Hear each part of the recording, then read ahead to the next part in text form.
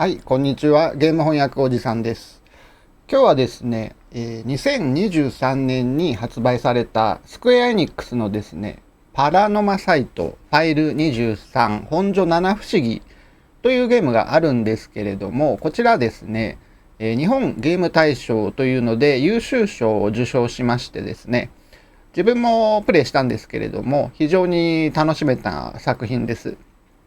で、この作品にはですね、日本語の他に英語をはじめとする多言語が収録されているんですね。で、英語版でもですね、少しプレイしてみたんですけれども、ローカライズのクオリティが非常に高いと感じまして、今回はですね、この動画でこちらのゲームの原文である日本語テキストとローカライズされた英語テキストを左右に並べてですね、比較をしながら英語を学んでしまおうと、そういった動画になります。今までこのチャンネルで公開してきた動画の中で、多分一番有益なコンテンツになるだろうと、有益なコンテンツにしたいと思っておりますので、好評でしたらね、次回に続けようと思っています。で、英単語の意味ですとか、よく使われる熟語の紹介なんかについては、字幕で表示してですね、日本語と英語の違い、自分がですね、プレイしていて面白いと思った箇所については、音声での言及があります。必要に応じて一時停止や巻き戻しを使ってご視聴ください。本作は舞台が日本で内容もバリバリのですね、純和風ホラーですので、そういった原文を海外に伝えるにあたりですね、ローカライズに並々ならぬ苦労や努力が必要であったであろうことはですね、火を見るより明らかなんですが、そのあたりのですね、工夫や違いを楽しみつつご覧いただければと思います。で、この動画の中でですね、日本語と英語のローカライズ版の違いについて、何度か言及しますけれども、違うイコール間違っているという意味では決してなく、あくまでもローカライズという行為の必要性から生まれる相違に思いを致すと、そういった趣旨になりますので、誤解のなきをお願いいたします。それではどうぞ。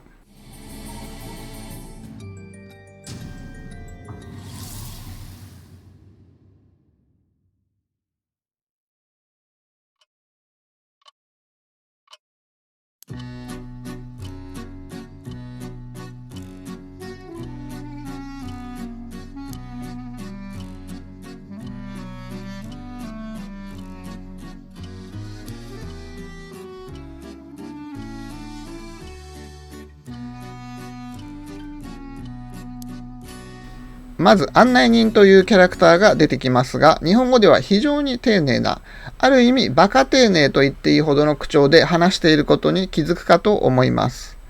英語のローカライズを見てみると、そこまでは感じないと言いますか、これはそもそも英語と日本語の違いでもあるのですが、ここまで丁寧な口調を英語で再現するのは不可能、あるいは非常に難しいことなのだろうと思います。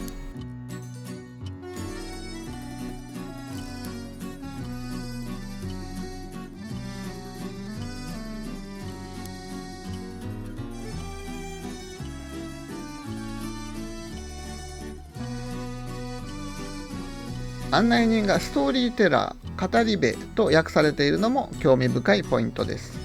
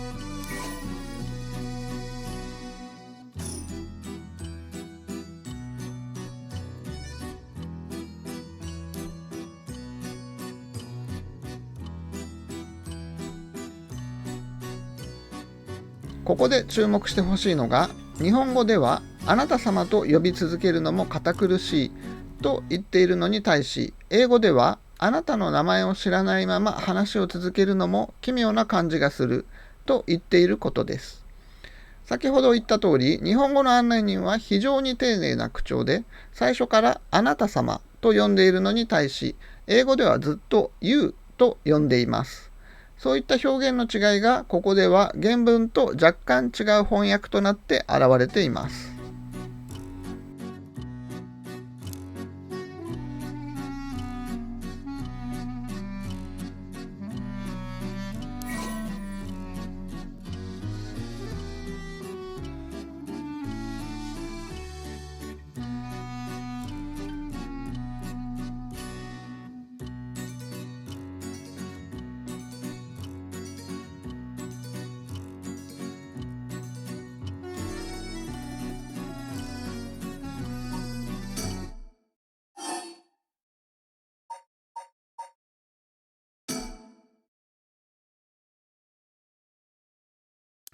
ここも英語と日本語が若干違う箇所ですね。英語ではあなたがそう言ったと思っていましたと言っていますが、日本語ではてっきりそうだとばかり思っていましたと言っていますね。ここで表示された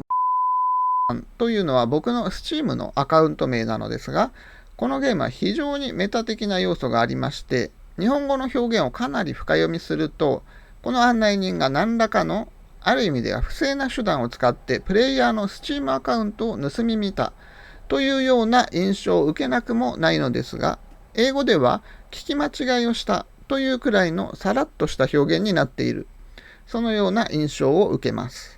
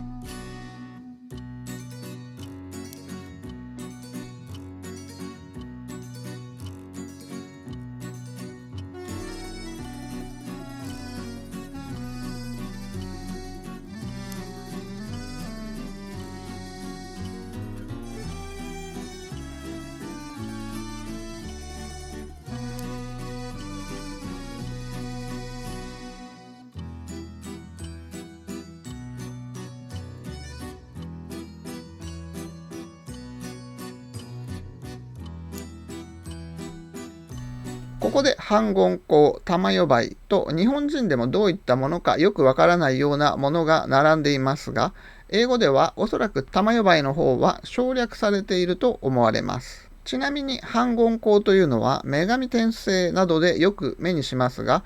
焚くと煙の中に死者の姿が見える、あるいは死者を蘇らせるという伝説のお香。玉呼ばいとは死者が出た家の屋根に登って、あるいは井戸の底に向かって死者の名前を大声で呼ぶといった行為で、明治時代まで広く行われていたそうです。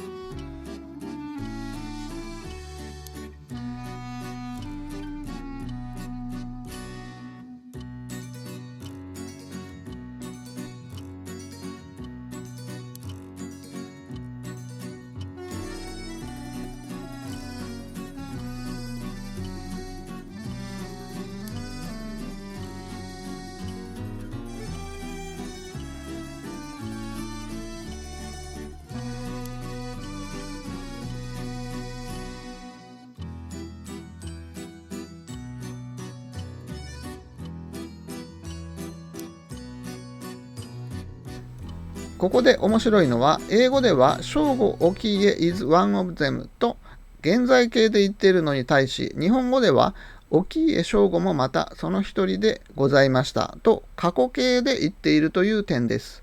このセリフの直後のニュースを見ればわかりますが、過去形で話すことで沖家正吾が死亡したことが示唆されているとも言えます。一方で案内人は正吾が死んだというニュースを危うくネタバレになるところでしたと言って慌てて遮っています。